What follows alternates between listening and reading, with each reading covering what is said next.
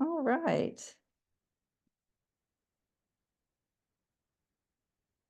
I'm not going to say good morning because it's not morning in a lot of places. We've got folks from all over the world, which is wonderful.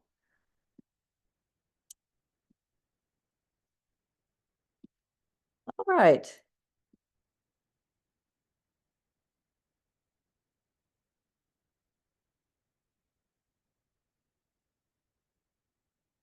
I think everybody's getting in. All right. Well, welcome to everybody. Hello. This is Color Literacy Forum number 8.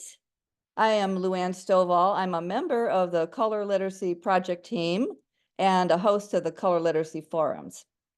The forums offer a platform to share innovative content, teaching methods, and resources to expand 21st century color education at the university level across all disciplines, from design and the arts to humanities and the sciences. This project is a joint collaboration of the Color Literacy Project in partnership with the International Color Association, that's the AIC, and the Inter-Society Color Council, that's the ISCC, and Cumulus, the leading global association of art and design research. Today's forum is the interaction of color and light. It's the second forum in a 4-part series titled Color in Context. You're welcome to visit our website at colorliteracy.org to learn more about the Color Literacy Project and also to check out recordings from our previous forums. And you will be receiving a link for this forum, and we will have this one as well as all previous forums up on our site, so you can check out that information. Before we jump in, a few folks are starting this now, but we want you to please let us know who you are by putting your name and where you're joining us from, your university or place of work, in the chat box. So one thing we really like in our color literacy forums is an active chat box. So it's highly encouraged. We want to keep your fingers warmed up for comments and questions. So please do that. We look forward to meeting you and welcoming you into the color community. So in this series, we are exploring how different contexts affect the way that we perceive colors. This includes spatial, environmental, psychological, physiological, cultural, historical factors, among others.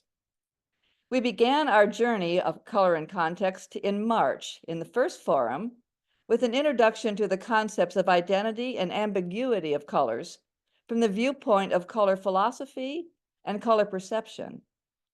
In the second forum today, we'll dive into the details about relationships of colors to the spaces around us, to different shapes, objects, and materials, and to diverse lighting conditions with examples from both research and design. So let's review the timeline before I introduce our speakers. We're delighted today to have 90 minutes, and so we have our program divided into 2 segments. In the first segment, it's approximately an hour. Each speaker will give a presentation, and I will introduce each speaker before their presentation.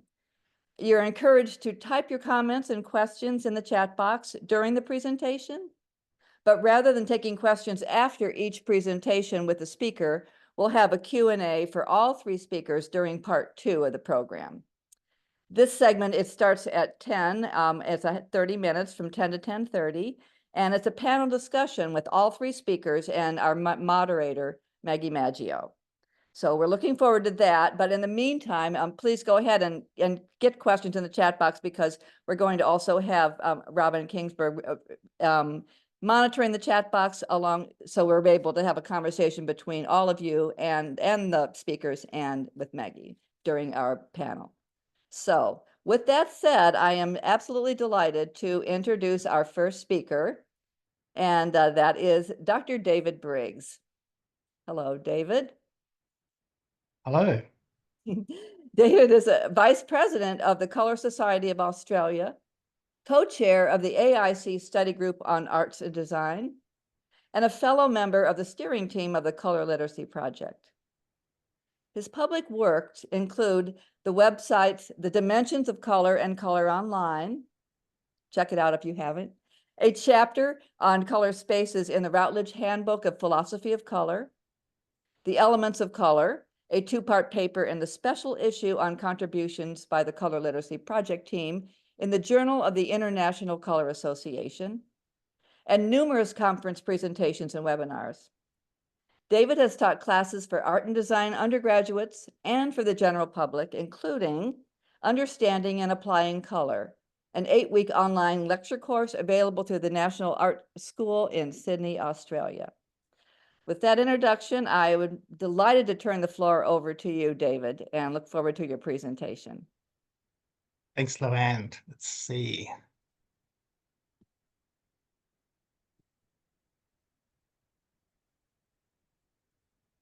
Okay, let's start this. And so hopefully you're seeing my title slide. That's perfect, David. Thank you. Great, thanks, Luann. Okay, I'd like to thank the Colour Literacy team for asking me to give this overview of two important foundational topics: the standard attributes of perceived colour and the concept of visual layering, which is central to our perception of colour. I'll begin with two concepts that are essential if you want to understand what colour is a perception of. Luminance is the intensity of the light from an area as visible to the human visual system.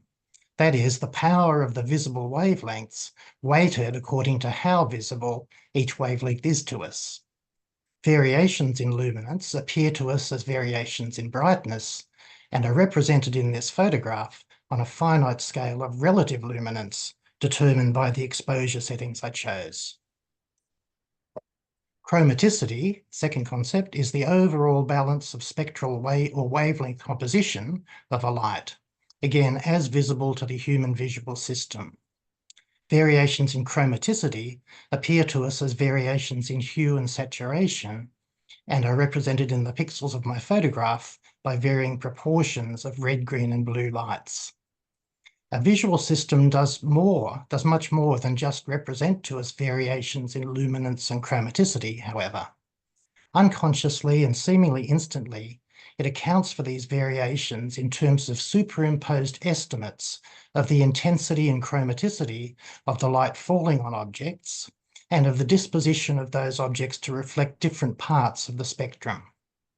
We also perceive these unconscious estimates of spectral properties as colours, so that in the same area, we can perceive colours relating to objects, colours relating to the light falling on objects, and colours relating to the light reaching our eyes from objects. The detailed spectral composition of a light can be shown as a spectral power distribution, or SPD. The SPD of noon daylight, that is, direct sunlight plus skylight, is not perfectly even, but has a slight bias or imbalance towards the short wavelength half of the spectrum. Our visual system is attuned to perceive light with this somewhat uneven SPD as colourless or white light.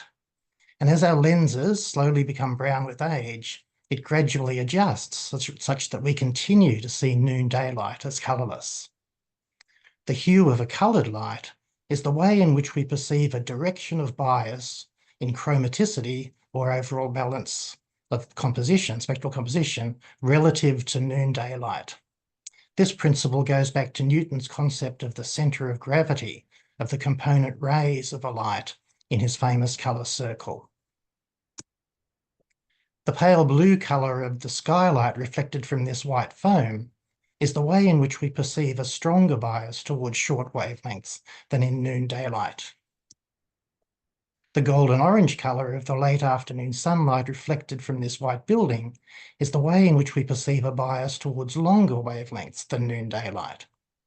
Other hues of light, such as green and purple, are how we perceive other overall directions of bias in spectral composition relative to noon daylight, in a circuit of directions towards long, middle, short, or long and short wavelengths. The reason why our visual system can't detect spectral power distributions in all their detail, but only their overall balance called chromaticity, is because it relies on comparing the responses of just 3 cone cell types. The overall balance of spectral composition, as detected by a mathematically defined standard human observer, is represented on a chromaticity diagram, such as the CIE 1931 XY chromaticity diagram shown here, the most familiar of several modern descendants of Newton's circle. The three lights shown here differ physically, but match to the standard observer, and so plot at the same point W on this diagram. The colour of a light can be described in terms of the colour attributes of hue, brightness, and either saturation or colourfulness. The saturation of a light is perceived on a scale of decreasing white content from white light through to coloured light with no whitishness, and is the way in which we perceive spectral purity, or the amount of bias of the spectral composition relative to daylight, represented on a chromaticity diagram by relative distance from white light. Our blue skylight and golden orange sunlight are both fairly low in purity and so are perceived as fairly low in saturation.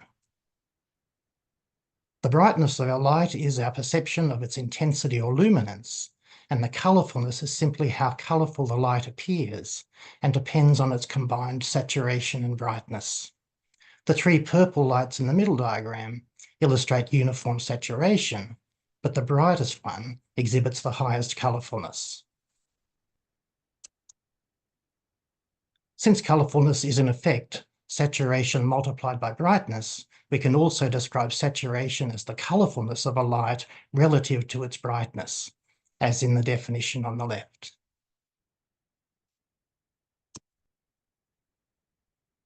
Colours of light-reflecting objects can be described in terms of hue, lightness, and chroma, as in the Munsell system. The lightness or grayscale value of an object can be defined as its nearest match on a scale between black and white, or as the brightness of its appearance compared to a similarly illuminated white object. The chroma of an object can be defined simply as the strength of its colour, or as the amount of difference from the grey of the same lightness, or as the colourfulness of its appearance at a given level of illumination. The lightness of an object is our perception of its physical property of reflectance, the proportion of light of all wavelengths that the object reflects. The hue and chroma of an object constitute our perception of its physical property of spectral reflectance, that is, the proportion of the light of each wavelength that the object reflects. However, as with the spectral composition of light, our visual system can only detect an object's overall spectral reflectance, overall again meaning at the level of its long, middle, and short wavelength components.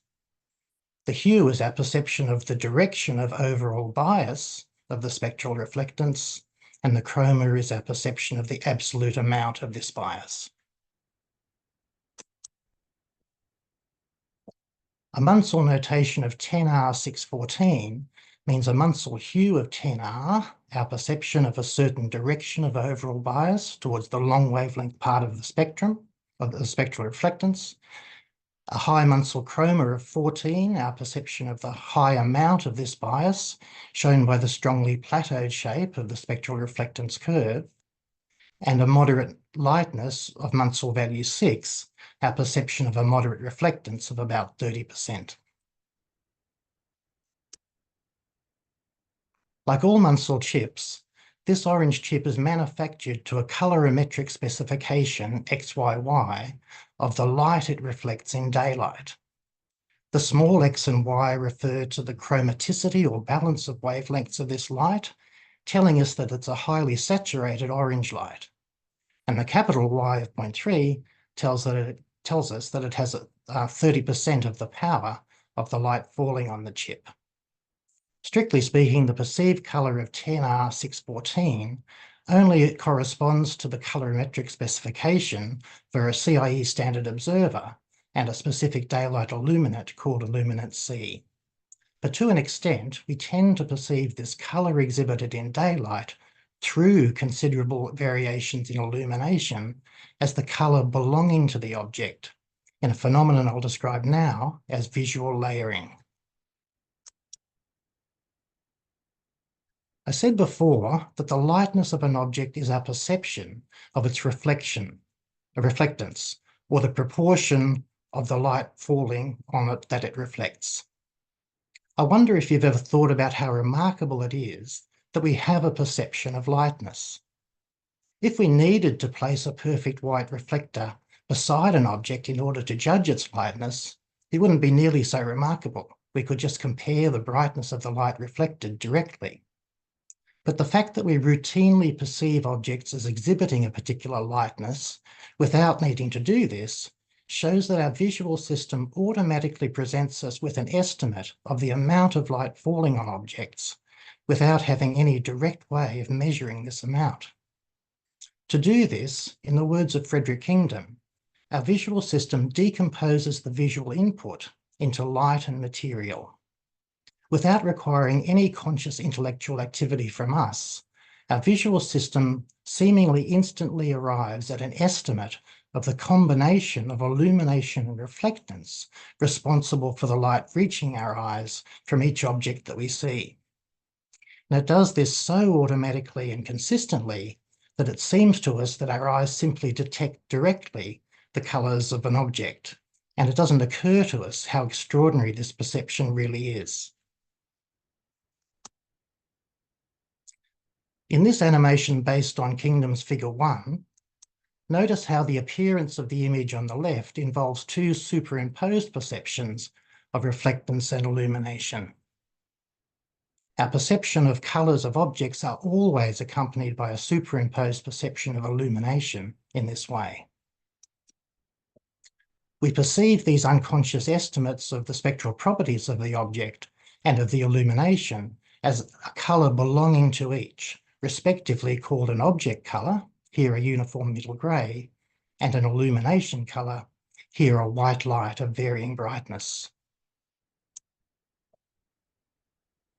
We perceive objects as maintaining a relatively stable object colour belonging to them through large variations in intensity of the same illumination, and to a lesser to much lesser extent under illumination of varying spectral composition. This relative stability of object colour, called colour constancy, is the way in which we perceive the relatively consistent estimates of overall spectral reflectance that our visual system can arrive at. Colour constancy breaks down completely if the illumination is strongly coloured or very dim, when we might have a quite different perception of the colour of the object. Although at a certain point, we might more naturally say that we can't see the colour of the object clearly and want to examine the object in daylight to judge what we think of as its seemingly inherent colour. I'll conclude by showing how the 6 attributes of perceived colour I discussed apply to our superimposed colour perceptions of this image. We perceive a cube exhibiting the same high chroma orange object colour on all 3 faces, as if it were painted all over with the same paint that we might judge to have a Munsell notation of about 10R614, resting on a floor of uniformly black and white tiles of Munsell values around 2 and 9.5 respectively. If these were actual materials, we could expect that they would each have a different spectral reflectance that might be variations of the ones shown here. But at the same time, areas A to B to C on the cube appear progressively brighter and more colourful. These differences in brightness and colourfulness describe the colour of the light reaching our eyes from different areas of the cube. Similarly, although we perceive the lighter coloured areas of the floor as being white things, that is, as having a uniform white colour of high lightness belonging to them, the corresponding areas send light of a wide range of intensities to the eye, perceived as a wide range of brightnesses. So to describe the colour appearance of this scene, we need at least 5 different colour attributes: hue, lightness, chroma, brightness, and colourfulness. Because objects exhibit relatively consistent hue, lightness, and chroma under varying illumination, we perceive these color attributes as belonging to the objects and thus as being attributes of the object color. The variations in brightness and colorfulness, on the other hand, are perceived as being imposed by the illumination and thus not as belonging to the objects. Now notice that the light from areas A to B to C increases in colorfulness in step with the brightness, and this means that it stays the same saturation.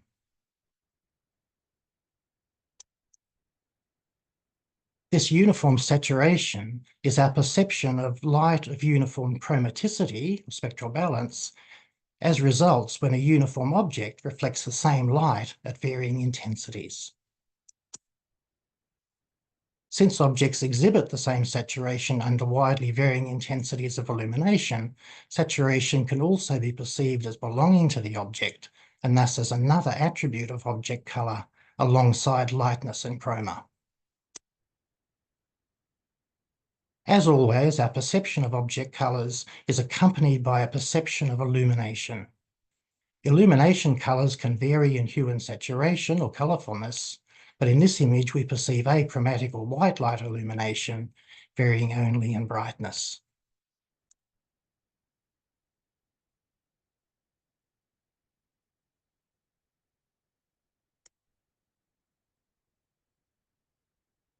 Notice that once again, we experience these perceptions of object color and illumination color superimposed in the same area, as if the colors perceived as belonging to the tiles and cube are seen through the illumination. Although these object colors are perceptions created by our visual system, we have the illusion that they are physically located in the objects themselves, even when, as here, the objects don't physically exist. David, 2 minutes, David.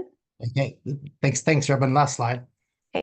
For anyone wanting more detail than I could provide in this overview, here are 2 longer presentations and my 2-part AIC journal paper, all from last year. Illustrated text of these 2 presentations are available on my Academia Edu page, where they'll be joined by this presentation tomorrow. Thank you.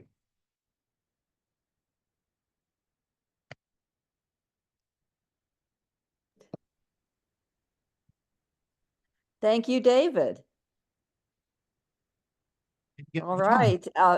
Yes, I know that I have a lot of questions. I just want to see that orange cube diagram with the light illuminations coming back and forth. That's so helpful just to see what you mean by that. And yes, lots of questions for you, and I really appreciate, and I know we all do. So looking forward to the conversation during the second part of the program. So with David concluding his presentation, our next speaker, I'm delighted to introduce you to Dr. Silvia Pont. Hello, Silvia. Silvia is the Antony van Leeuwenhoek Professor of Perceptual Intelligence at Delft University of Technology in the Netherlands, where she coordinates the Perceptual Intelligence Lab, a center of expertise on perception and design of multisensory experiences in smart products, services, and systems. The lab is unique for its cross-disciplinary approach to real-world perception problems.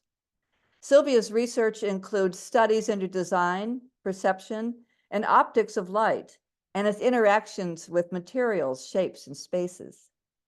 She coordinates a master's course in lighting design and teaches several other courses in human-centered design, human factors, and multisensory design. So with that introduction, I would love to turn the floor over to you, Silvia. Welcome to the forum. Oh, Silvia, you're muted. Yeah. Thank you very much. Okay, let me share my screen. Where is it? Here. Oh, wait a minute. That's the wrong one.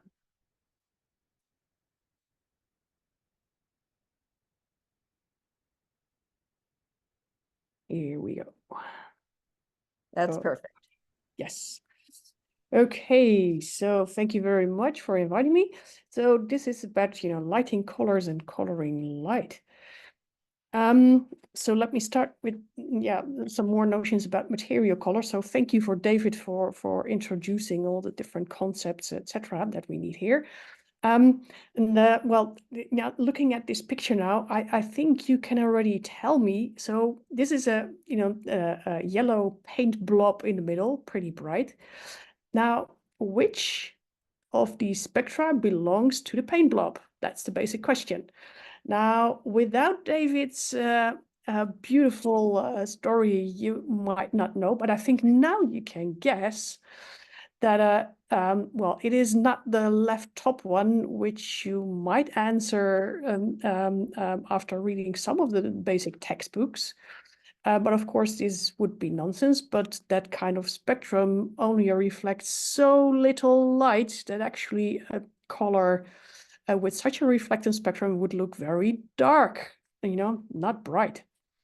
But this is a bright yellow, so it must reflect a lot of light, right? And indeed, this is the right spectrum belonging to the yellow paint. Okay, now knowing that, now let's shed some light on these materials, right? So let's have a look at, well, another orange cube.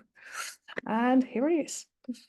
So we have an orange cube, we have an orange box, and we have a tangerine, all orange. And this is under my desk lamp.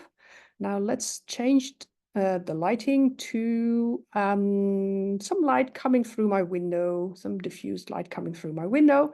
And then it looks like this. So we can see all these subtle changes in the colors.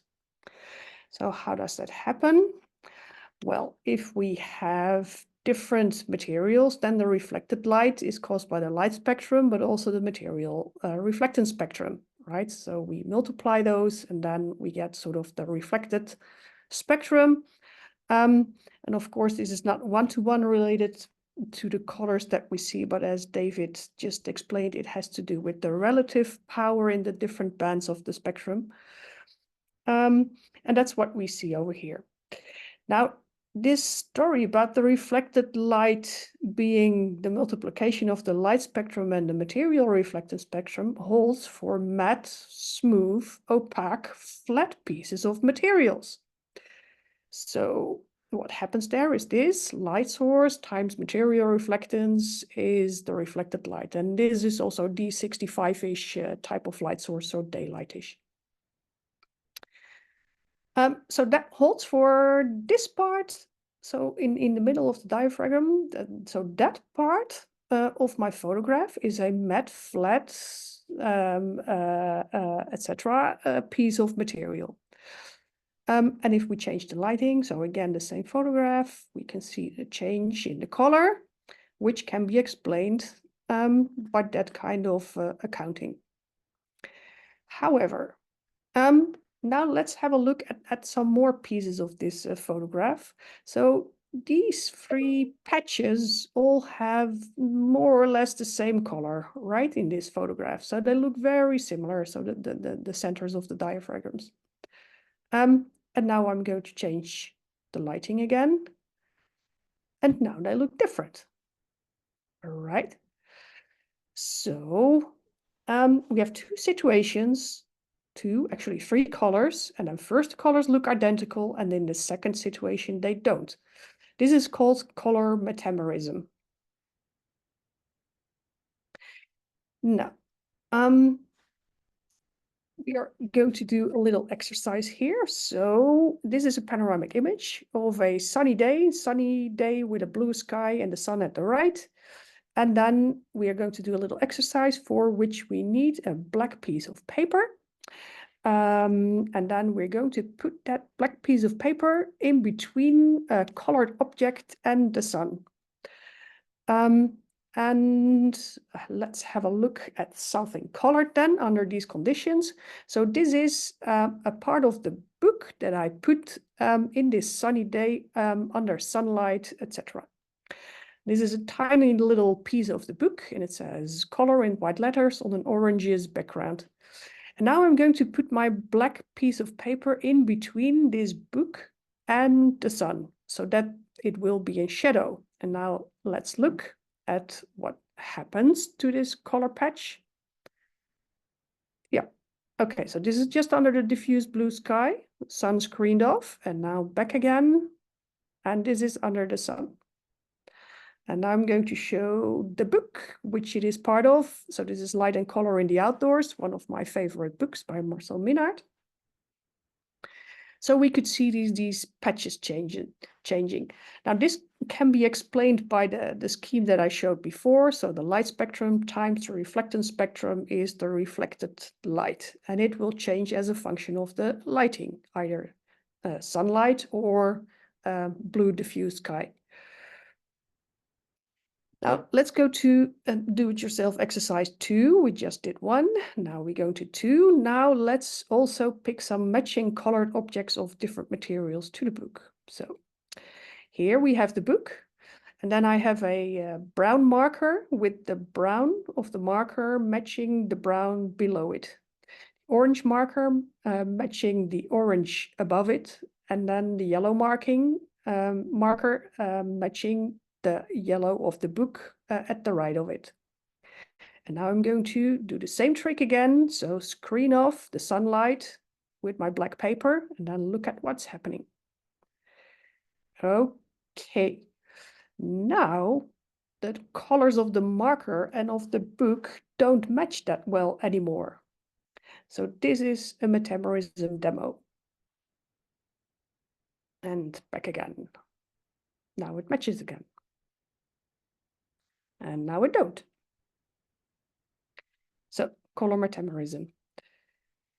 Now let's go and do another exercise. For this, we just need colored papers, and then we are going to fold it so we can do a cube and we can do a box right next to each other. And if you like, also something of a different material like a tangerine next to it. The thing is that, in the box, we can see that things look darker, more saturated, etc. So why is this happening? Well, this happens, by the way, not just in small objects, but also on a large size, room size. So here we have a white room with color calibration patches on it, which are actually semispheres. And we put them in the middle under the white light source, but also in the corner. Okay, nothing special so far. But if we change the room to orange, what we can see is that the shadows tend to be colored. And at the back of the room, even the top lighting disappears and is completely colored in by the oranges room somehow. Also, what we see in the corners of the room is that the corners tend to look pretty reddish. So what is happening here? Well, this is caused by interreflection, so light bouncing around in the concave spaces or in concave shapes. And these can cause saturation, brightness, and hue shifts. How does that happen? Well, the first bounce can actually be explained in the same way as we saw before. So the light source times the material reflectance causes the reflected light spectrum of the first bounce. But now, the second bounce bounces again on the material, and it was already colored. So the reflected light times the material reflectance gives interreflected light that has a different color again. And a third bounce again. So in this way, the troughs of the material reflectance spectrum gets attenuated, and the peaks sort of take over. And in this way, we get shifts in the reflected spectrum. And if we model that in a very coarse spectral manner, then if the material reflectance would be these colors, so this would be the color of the first reflection, then this of the second reflection, so we can already see some shifts, and then the third reflection, and the 10th reflection, and so on. And then what happens is that basically, well, the peaks in the reflectance spectra start to dominate the colors in the concavities. And that causes things like this. So at the left, we see a brightness change. So pretty dark reflectance color with a single peak will tend to look, tend to go darker in the corners. Pastel colors show saturation effects, and some of the colors with double peaks show hue shifts, so like the orange going to red in the corners. Now, fully colored rooms like the orange box, etc., of course, hardly happen, but these interreflection effects can also be very strong in multicolored rooms, like, for instance, rooms with colored walls and white ceilings. What we see here is, four different, they seem to be pastel colors. They're actually white and just colored by interreflections. And there's a famous story about a building in Amsterdam, a red building that drove the neighbors crazy because the lighting in their room suddenly turned red. So another exercise, do-it-yourself exercise 4. For this, we need a glass vase, a tiny little bit of milk powder, and an LED torch. So we fill the vase with water, a tiny little bit of milk powder in it, and then the torch above it. And what we see is this kind of color gradients. So at the top, we see that it is bluish, and at the bottom, we see that it is yellowish. And this is caused by Rayleigh scattering. Rayleigh scattering is a sort of scattering that also happens in the atmosphere. The light scatters on very small particles, and this type of scattering is wavelength dependent. So the blue part of the spectrum scatters much more than the red part, and that causes gradients like this and like this. So also in the atmosphere, these things happen. So at a super small scale, but also at very large scales, we see a lot of spectral effects influencing the colors of the light. Now, if we would look at the bottom of the vase, we would see this. So a reddish type of light. And this is because the red light gets scattered least and goes through the atmosphere most straight. So that's also why the sun setting or sun rising sun looks reddish. Silvia, 4 minutes. Yeah, thank you.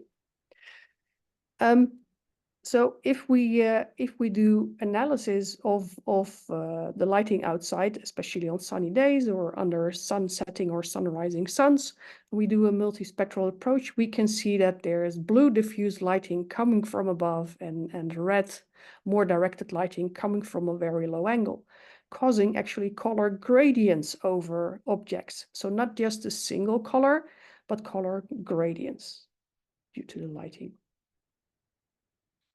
Also, on sunny days like here, if we have objects that are half in the sun, half in the shadow, we can also see effects of this. So in the sun, the light is more yellowish and more directed. And in the shadow, the light is much more diffused and bluish. So we see color differences over the flower. But for instance, the grapes also look much more glossy in the sun and much more diffuse in the shadow, because also the spatial distribution of the lighting is different. And that's what I wanted to talk about in lighting colors and coloring light. So thank you for your attention so far. That was my talk. Thank you. Thank you so much. Really appreciate that very, very interesting presentation, Silvia, and also just love the DIY exercises. I think we should, and I myself want to go and see how that works. So I know this is a really complicated topic, and I've been trying to, as a painter, I've been trying to wrap my head around it for years, and I just keep, with talks like this, I get a little bit closer each time. So again, thank you for your perspective. I really appreciate it. My pleasure. So we have our third presenter now, and our final presenter before our panel discussion. And I am very delighted to introduce to you Kine Angelo. Hello, Kine. Hello. Kine is an associate professor with more than 20 years of practice as an interior architect, specializing in color and architecture. She joined the Faculty of Architecture and Design at Norwegian University of Science and Technology in 2010, where she is currently a full-time lecturer and researcher in the Department for Architecture and Technology. Her teaching and research activities are devoted to light and color in the architectural realm. Building on the previous and ongoing design practice of architectural projects, Kine's overall aim is to promote color and material gestalt in architecture and urban spaces through research, architectural education, and public outreach. So with that, I am delighted to turn the floor over to you, Kine. Welcome to the forum. Thank you for the introduction, Luann, and thank you for the, sorry about that. Thank you for the invitation. I think that's a huge honor. Let's see, I'm going to try to, wait a minute. Wait a minute, let's see.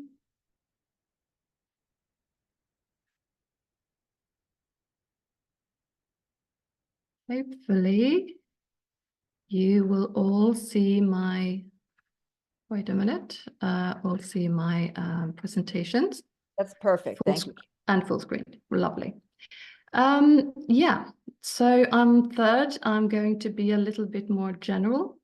I sort of focus my talk on, of course, what the previous speakers were going to talk about, and also about the kind of theme that we're having, color, light in spatial context.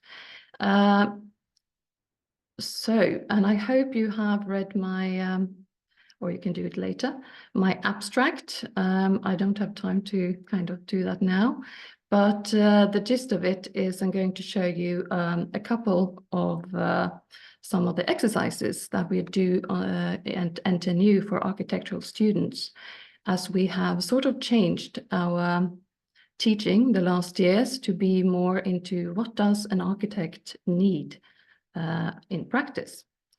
That being said, if you want to read more about it, because I'm just doing some of it, here is a link, we can put it out later too, to the full article that I'm basing this on, explaining sort of the whole, whole thing we're doing at NTNU.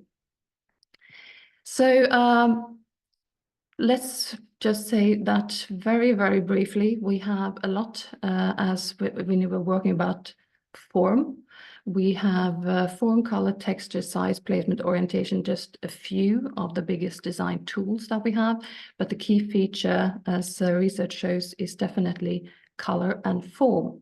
Those are the things our visual system pretty much look at, the first thing that shapes our world. And I have to, I mean, this is not for architects, I'm just basing my presentation as for architects, but I'm saying it doesn't matter if whatever you are using, color is everywhere, because in the built environment, everything is pretty much light mediated through material, which I'm going to quickly show afterwards. So either if it's inherent color in materials, like stone or man-made bricks, or if it's just in wood that you use. And of course, you have another option if you need or if you wish to, and that is sometimes also to change the color with other pigments on top of it. So color, whether you want or not, is something you're doing when you're working with in the built environment as a designer or as an architect. We pretty much go very straight into working, say that when you're working with anything, you are working with light and you're working with materials, and you are, how to see color is of course all of these three, how we perceive it. And you pretty very, very generally need these three, as was been shown, and you need the light source, otherwise we can't see. You need an object or a surface to reflect this to the eye so that we can actually detect what it is. And everything three here are very important. And the material, if it can absorb or reflect, or it can even go through, the material is just as important as the light and how we see it. And when I say to architecture students is that you don't need to be expert in all of this, but you need to know that you're always working with these three. So for example, if you are changing a color, you need to have at least an idea of what light you have. Because if you want to change a color and you can't really do anything, then maybe you can change the light.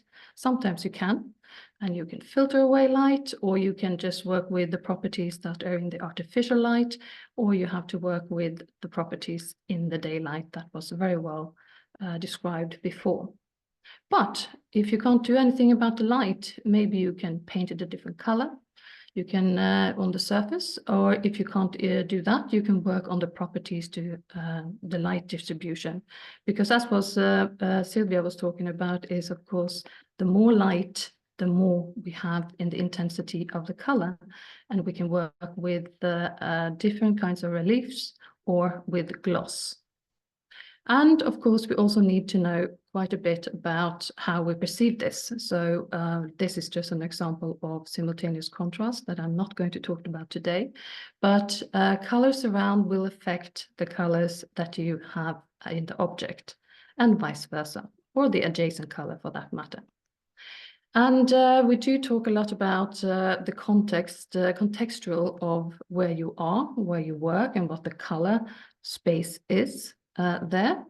This is very important because, again, they do interact.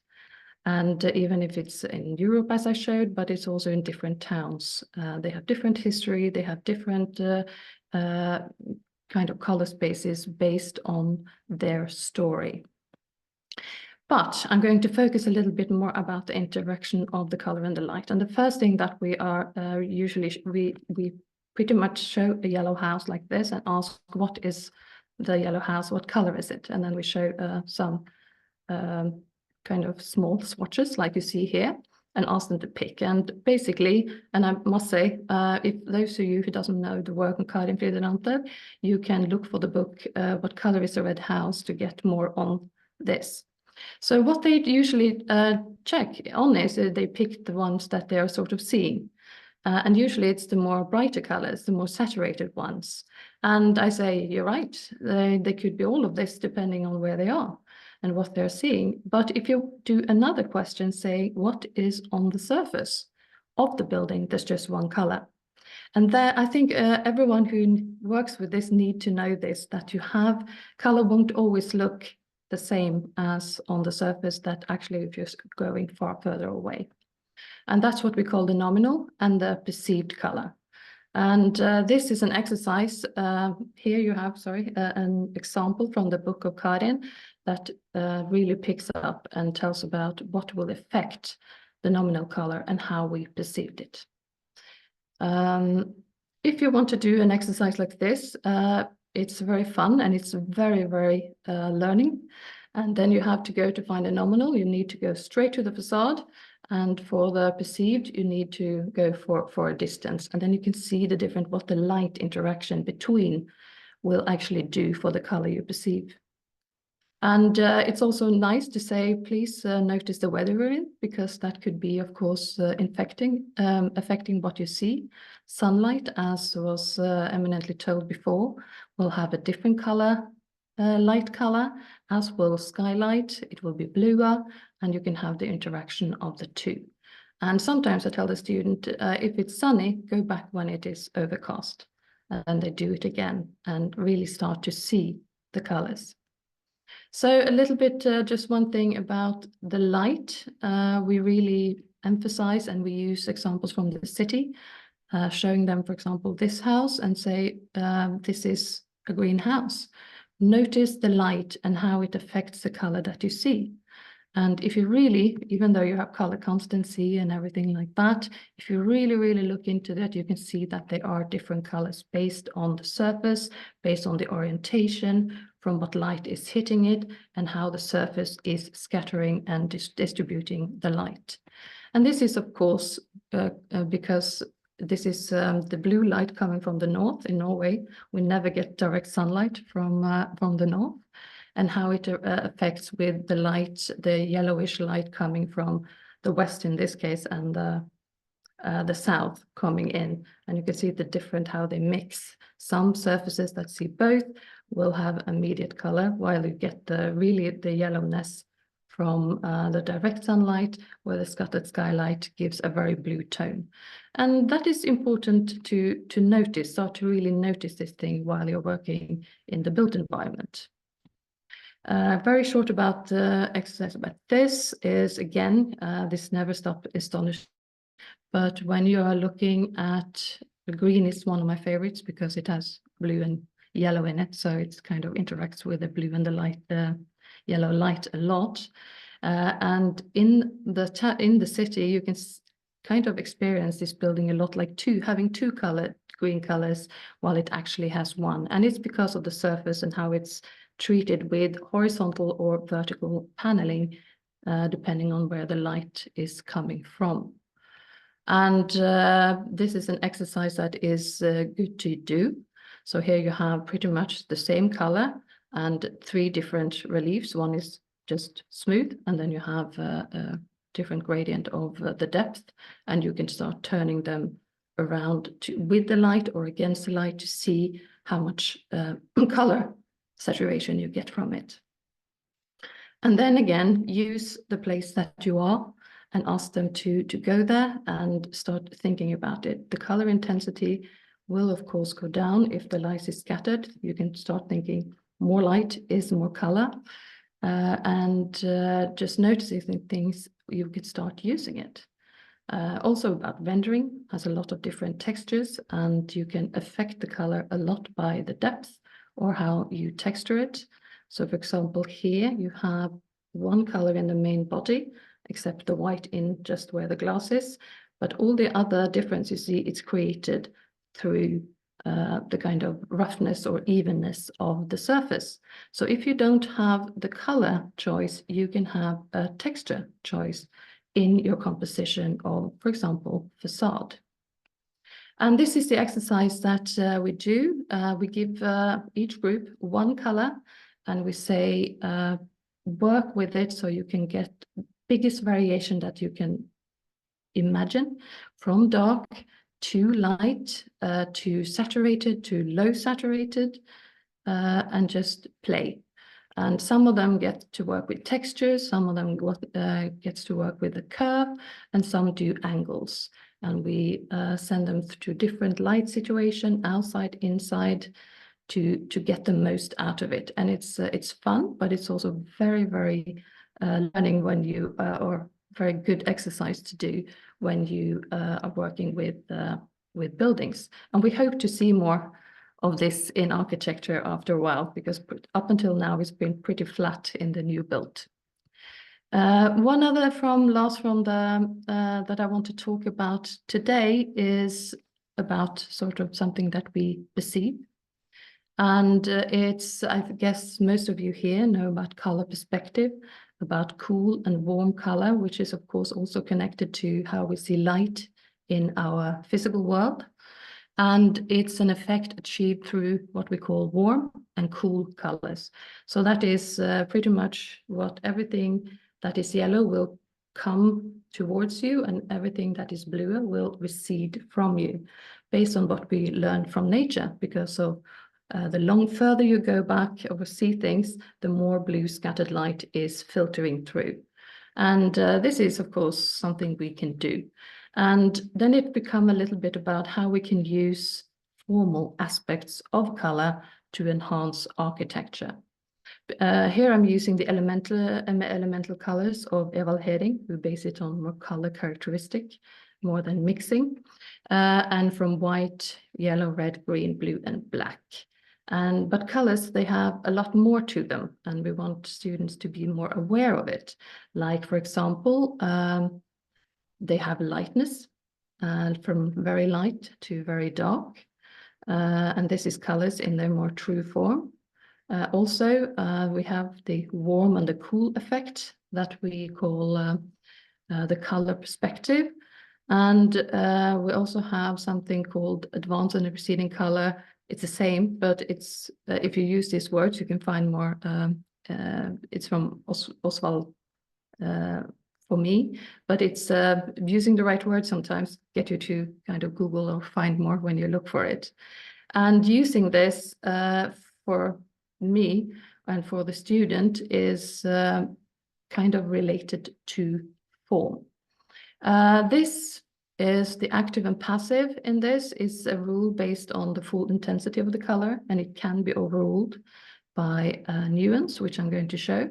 So based on this warm and cool, and we can also say active and passive colors, when they are equiluminant like this, the same likeness, we can, I guess, at least when I'm doing this in class and ask students, everyone says, yes, the red is more active. The warm colors are usually more active. But you can override this. Okay, what if we do something with the green? How can we get it more active than the red? Darkness doesn't do it. It has to do, we have to do something else. So what if we pacify the red one in reducing its brightness? Yes, then the green color will pop up. So based on this, we can say that brightness can win in this. It's not, you can overrule the cool and the warm theory. And again, if you still proceed to this, it pops back when they have the same nuance. The red and the warm color becomes more active again.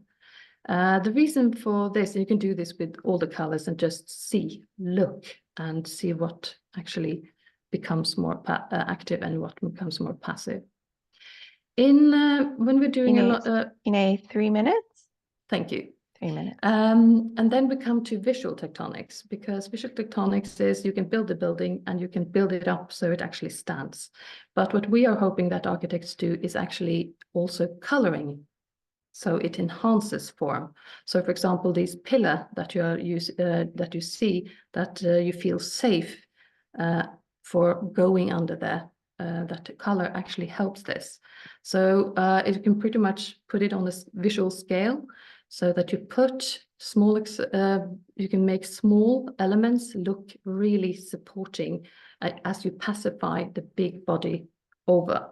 You could, of course, do it wrongly and do kind of so you get the feeling of crushing, but you should think about this when you work as an architect to enhance form. You can do this in streets. You can kind of, even though they're on a straight line, you can kind of feel the push and pull. You can do this in facades, elements that are actually in the back of sort of the 0 point of the cladding should have colors that enhances this, and the front should also have colors that enhances coming forward.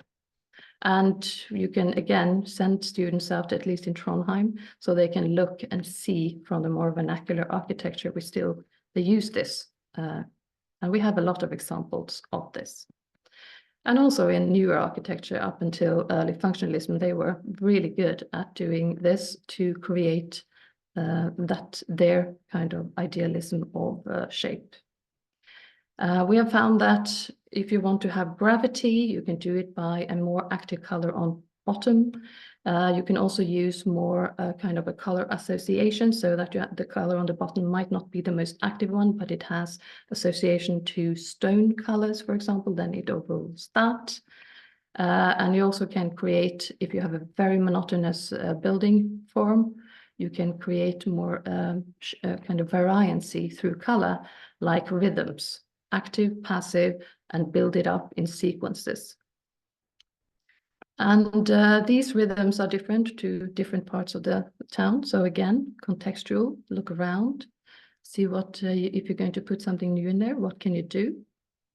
And this is the last exercise I'm going to show, but we pretty much asked them to pick 4 colors. And what I think is important here is to remember this color property. So we say, please do a variancy between lightness and darkness, brightness, indifferent, less or a lot, and the cool and the warm color. So you have a lot to work with in shape. And then they pretty much get to try things out and see how they work out.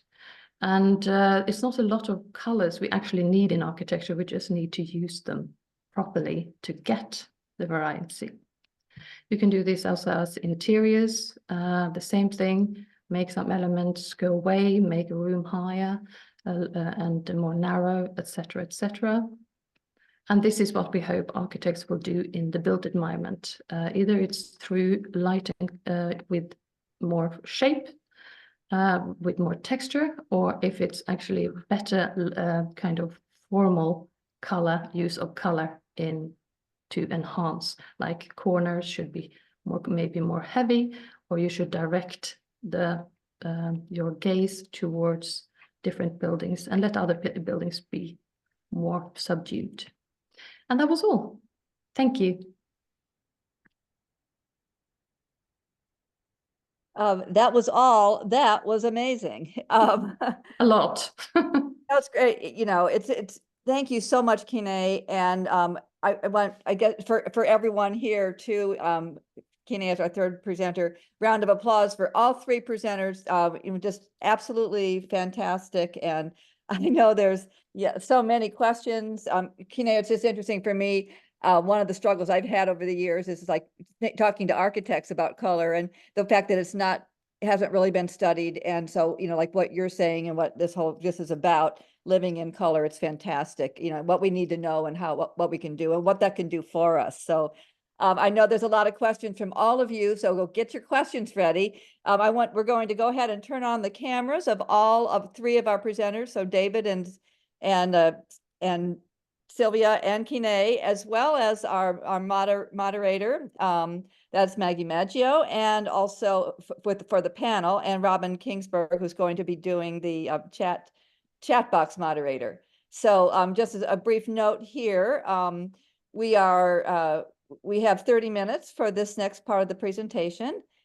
Maggie is our moderator. She is the chair of the Color Literacy Project and also the president of the Inter-Society Color Council that's in the US. So Maggie, we're delighted to have you here. And you'll see Robin is here, Robin Kingsburg, also on the Color Literacy Project team and the president of the the Color Research Society of Canada. So a lot of color depth in here on this program, and it'll be a wonderful conversation. So with that, I'm going to turn over the second part of the program to you, Maggie. Welcome to the forum.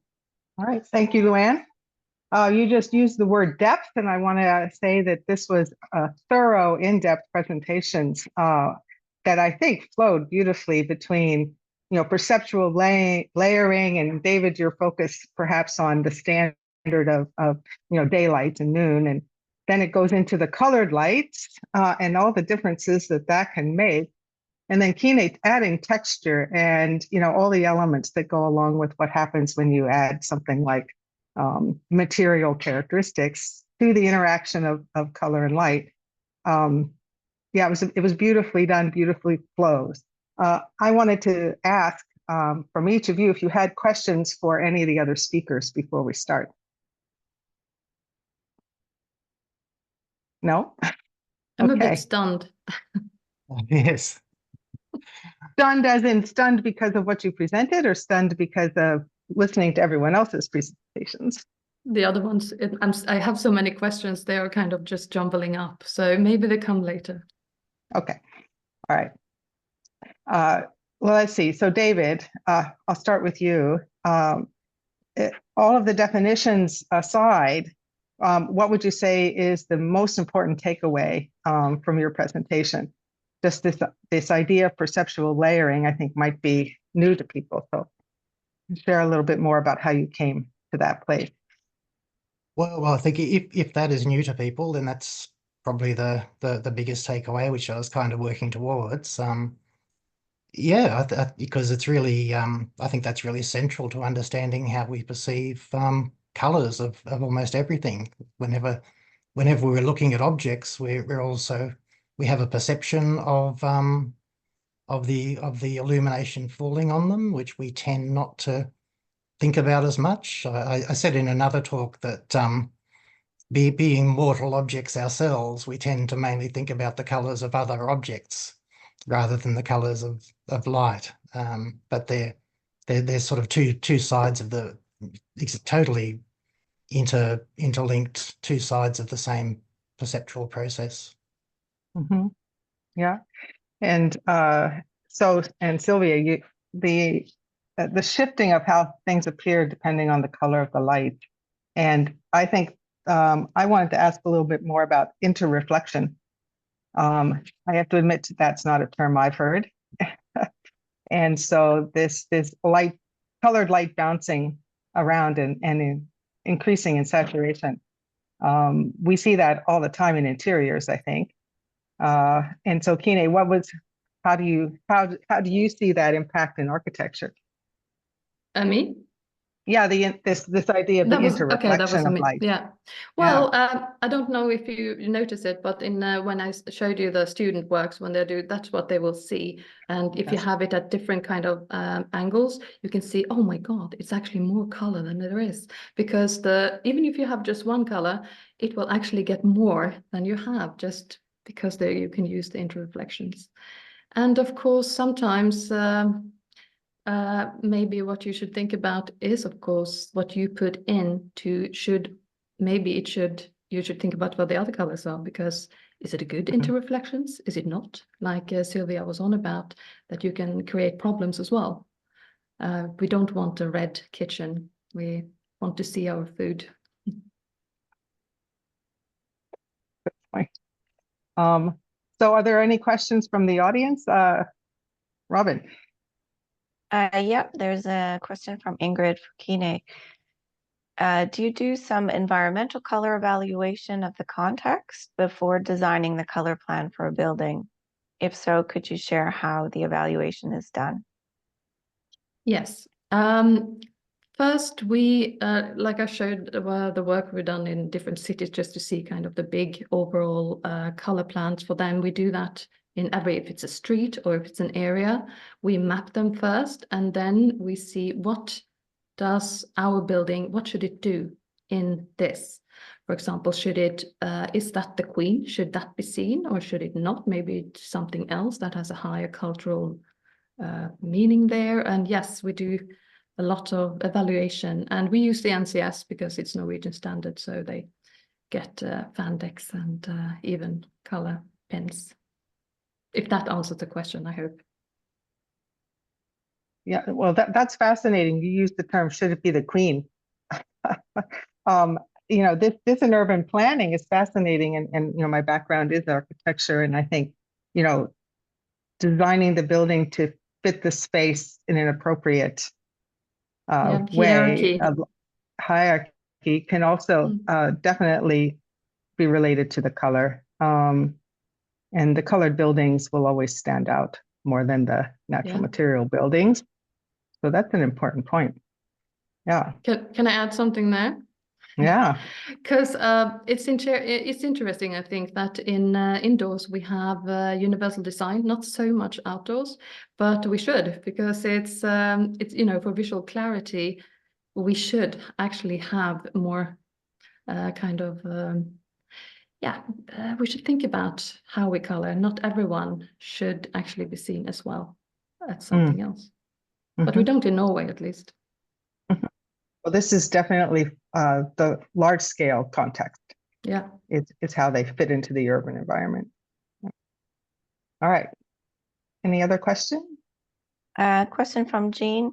Is there an optimum angle for interreflection to occur or to prevent? Jean, you can always unmute and clarify a little bit. Is that for Silvia or Kine or everybody? It's for either. it's Silvia, because I actually don't know. Okay, so the question is, can you repeat it, please? I didn't fully get it. I think I got it. Yeah, me too. Yeah. So if you wanted to use interreflectance and really maximize the effect, is there an angle that will? Okay. Yeah. Well, first of all, it's material dependent. right? Oh. So if you have a perfectly matte material, it will reflect sort of evenly in all directions, right? And then it's a matter of getting things really close to each other so that it will bounce to and fro. But if things are, for instance, glossy, then it becomes different, right? Glossy materials, I mean, they show sort of forward reflections that primarily show the color of the lighting, right? While the diffuse reflections usually are pretty diffuse. Well, then we can have more exotic materials, like for instance, velvet, etc., that show surface reflections, and then it becomes different again. So, generic, I think I can connect to Kine very much there. Just Yeah. try it out. Just try it out. Yeah. Start folding, Mm. start trying, putting Yeah. curves in it, Yeah. etc., to see how you can maximize these things. And yes, it is possible, but you know, in general, if it comes to lighting and materials, I tend to advise all my students to just go and try, because in real situations, well, you might be surprised. Yeah. It is complicated. And also, well, a 3D modeling, especially with real materials, etc., as well as Kine already showed, you know, small texture effects and everything influence so much the final effects. So generic advice is really test, and try it out. Yeah. Yeah. Yeah, if it's really smooth, you can think the general rule that's the angle from coming in is the same as the angle for coming out. But then, of course, what actually material is that smooth? Right. Yep. Good. So I see some questions. Yeah. So the first question has to do something for David. You explained the difference between chroma and saturation. How can you put that into words for fashion design students? And are there any tools that you recommend for teaching about this difference? I think perhaps the most important thing is, rather than words, to show a diagram where you can actually see the colors, and so you experience the difference as a perception rather than a bunch of words. So that diagram I showed, where if we know what a Munsell hue page looks like, you've got lightness going up that way and chroma going out that way. So lines, colors of the same saturation instead radiate from near the black point. So the colors of uniform saturation are the ones that sort of along a line like that, radiating from the bottom. So the high saturation ones are on at a high angle to the grayscale axis. So that would include, say, a cadmium red, like a high chroma color, but also, say, a dark crimson color that was lower in chroma, but was very high in chroma for its lightness. So it's that sort of depth of color, in a sense, is another word for high high saturation. Depth of color, as opposed to the strength of the color, which goes straight out. But like I say, it's better to see it as a perception rather than talk about it. But There's okay, a related question from Luann. David, you teach the basics of color and light to painters. How does this knowledge change the work they do? And do you feel it should be a part of basic education for artists and painters? I think it kind of depends, because painters are very, very different in what they're trying to do. So I wouldn't say that what I teach is necessarily going to be useful to everyone. But having said that, I think, you know, the thing, and a lot of people would agree with this, that the most important thing for painters to understand at first is actually lightness or value, rather than the other dimensions of color. That's the one that trips people up most at first. And so I think most painters would benefit from that, from learning to think in terms of value, but pay attention to value. And I guess what I do specifically that others would do, but not everyone, is to think in terms of an actual Munsell grayscale, to think in terms of, to get to know those values, or what a value 5 looks like, a value 6 looks like, as a framework. And of course, we all know that the Munsell grayscale is it's like a cobbled together average of a whole bunch of observations on different backgrounds. It's all a bit of a fudge, or quite a lot of a fudge really, but it's a useful fudge to have that framework to think in terms of. So I put a lot of emphasis on getting to know those greys, and then when you're painting something like a still life, to plan the values first before you start to paint, and then try out those values and see how they're working in relation to each other, and then later on move on to the other dimensions, and because they're important too, you know. I think sensitivity to chroma is, or chromaticness is very gives you the subtlety. So having a better sensitivity to chroma comes later to improve the refinement of the painting. But those are things I think that are probably applicable to anyone. About half the stuff I teach isn't actually to do with painting. It's more to do with how we perceive color, just things that I think are interest to us as human perceivers. And again, some of those things actually painted artists with a more sort of professional or academic bent, they might find some of these perceptual things actually as like a thing that they explore and follow and for years experiment.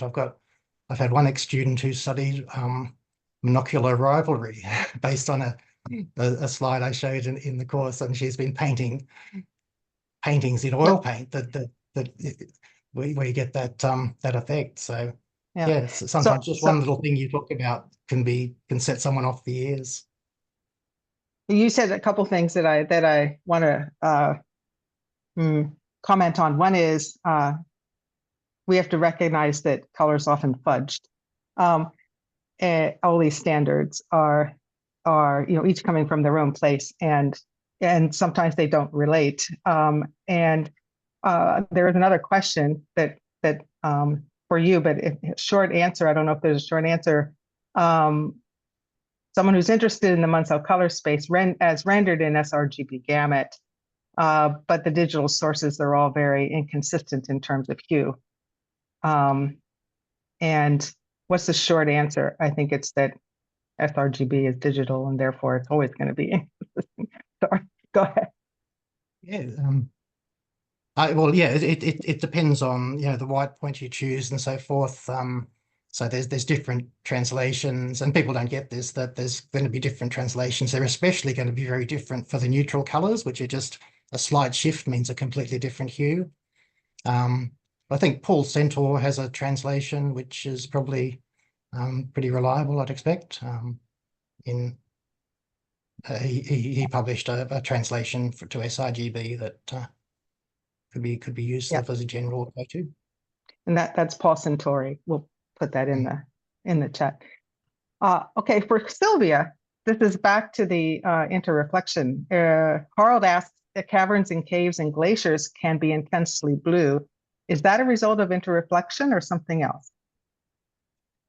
Yes, so indeed, well, there's interreflections going on there, but there's also internal scattering, right? There's small particles in the eyes, etc., right, causing interreflections in there, and then so it's a combination of interreflections and the scattering by little particles in there, and that gives the really blue in there. So scattering times interreflection. Yes, indeed, and there's different types of scattering, right? So I only talked about Rayleigh scattering, but there's, for instance, also Mie scattering. Well, there's different types of that. So things like that going on, indeed. Yeah, there is a general question for both Silvia and Kine and everyone really. So why is it that in much of architecture and design courses, that their education in color and light is lacking? And what kinds of courses and information make sense to be studied at university level? Maybe one at a time you could answer what makes sense to be studied. So, Kine, would you like to start? I could, if you would like me to. Well, I think the reason is that, at least in Norway, it's been sort of the general idea that color isn't important. It's subjective, and really, it should only be about material. Light has been addressed a little bit, but not really, and never the two, because again, color hasn't really been important. But that's why I always start saying that it doesn't matter what you do, as long as it inherent in a material, or you apply a color, you are working with colors, wittingly or unwittingly. But I think that answers a little bit the question why there hasn't been any real teaching on it. And let's face it, when you don't have had it for a while, it sort of disappears. So we have had to build it up again, pretty much on and new. Yeah. Yeah, I think that's indeed one of the reasons. So I also saw that happening here. So both with regard to color and light, we started up things again. I also have the impression that many people think color is easy. I mean, we have red, green, blue, and we do something with it, and then that's it, right? But if you dive into it, right, well, it is actually, I mean, color is technically one of the hardest topics I know. If you really dive into the nitty-gritty details, it is hard. But I think that using well, the things that we saw today, for instance, etc., we make it tractable, we make it also practically manageable, and it is a lot of fun, and well, you can do a lot with it. And once people get to see and really experience what you can do with it, right, then well, my experience is that they usually start to get really enthusiastic about, color, light perception, and all things to it. So I think we should just really show what it can do. Well, and all of your DIY examples are very easy to replicate. I was especially interested in the paint panels reflecting onto the white, and I was wondering what the scale of that was. It looked like a box about this big. I don't know if that was how big it was, but. One sec, I will show. Oh, okay, we're gonna show. Okay, yeah, good. Well, while you're doing that, it's little. Yes, brilliant. Okay. Yeah. So this is a small thing, but of course, many things that we saw today apply at very small scale, but also very large scales. So that's one of the funny things about these demos. So you can scale it up and scale it down. Yeah. Can you hold the box up again? Can she hold the box up again? Yeah. Beautiful. Like this. So these are white patches, and then there are the colors, right? And if I turn it around, all right, it's like this. So pretty easy to make. So yes, and that's the small scale version of what happens in the in a city, for example, with the red building interfering with somebody's light in their room. Yes, for instance, and well, yeah, my experience is also, well, we also made lots of exhibitions in which we played around with color, with shape, with many different things, and you can sometimes make things, visible and invisible if you really start to play with light and color and shape and texture and everything. And that kind of demos really help to make people understand the importance of it. Yeah. All right. So let's see. Oh, interesting. So any thoughts about the impact of high dynamic range displays in terms of color and light? There seems to be a lot of controversy about HDR video and stills at the moment. I don't know if anyone wants to try that one. David, no, anyone? Are you thinking about the high res what color is it? The kind of hyped up colors? High dynamic range displays. Yes, you know that a lot of the TVs and things like that are just so big range. I can't answer that question. David, anyone? Yeah, David, would you like Michael, to comment on it Michael, or anybody? yeah. Mike? Mark Fairchild. Yeah, Mark's here. Mike's here. Yep. Yeah. Yeah. All right. Well, maybe we'll get an answer in the chat. Yeah, perhaps. Yeah, I have another question to David if there's no questions left in the chat. Oh, yeah. Well, probably. Go ahead. Go ahead. Okay, so you were talking about the visual layering, and I'm super interested in that. So I also did experiments with, well, not just matte materials, but for instance, also glossy materials, etc., right? Mm. In computer graphics, these are also sort of represented in superposition models, right? Yep. And I've been playing around with optical mixing, etc., of different layers of that. So do you have any thoughts about that and color perception of layered systems with different kind of materials than matte materials? Oh, okay. So this is, yeah, so we're not talking about layering of perception, you're talking about actually physically layered materials. Yeah. Well, also how it relates to perception, because if you combine the lighting and the colors as you just showed, right, then it layers very obviously, right, and we can also tear it apart again.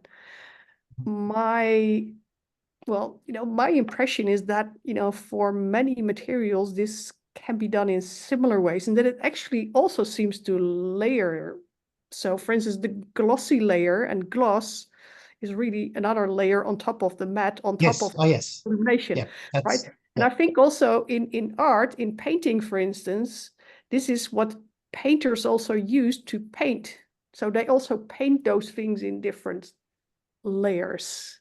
So have you thought about that? Do you have any ideas about that?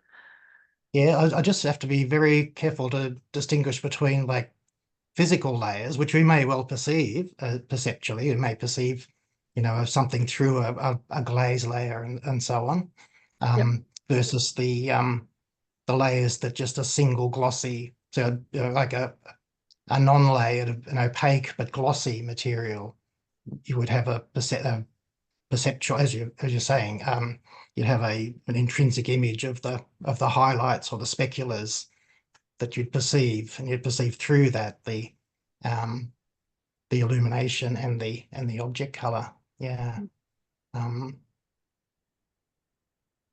Yeah. So I would just say it only adds to the complexity Yes.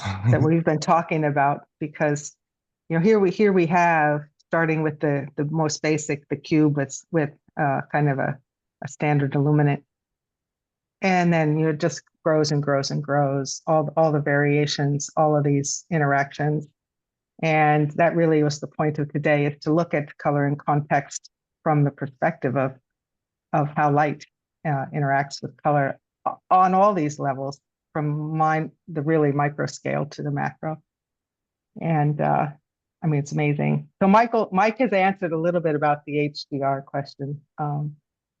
So high dynamic range.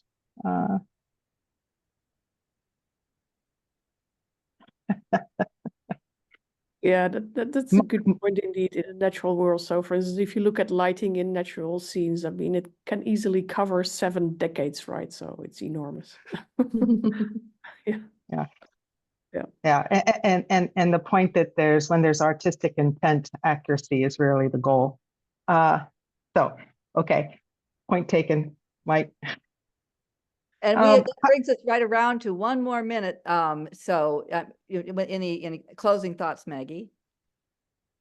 Oh, just that. What I just said is we've really looked at this topic from the micro to macro scale today.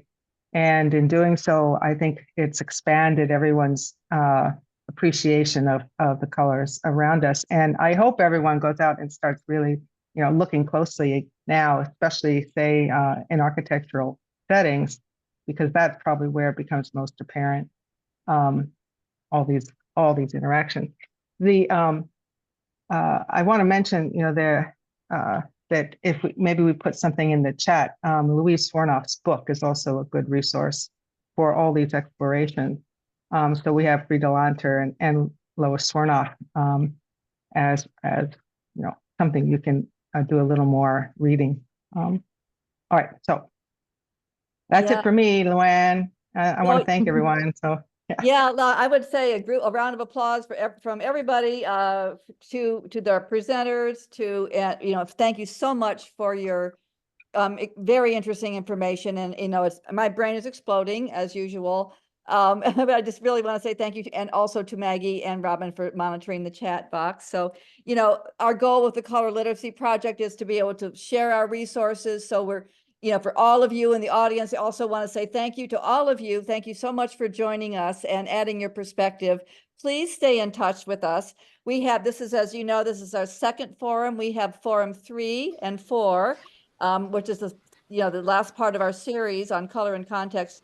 Tentatively, forum 3, we're looking at Friday, October 4th. And the fourth forum would be the first Friday in December. I think it's the 6th. So we're looking, we're working right now on how we're developing the information. Once we're building in from forum 1 of this one to today's, to then how we go ahead and really talk about what color and context is, because basically everything is in context when we're talking about color. So with that said, thank you again so much to everyone for being part of this forum, and please have a colorful and fulfilling day. Thank you so much. Thank you. Thank you. Thank you all.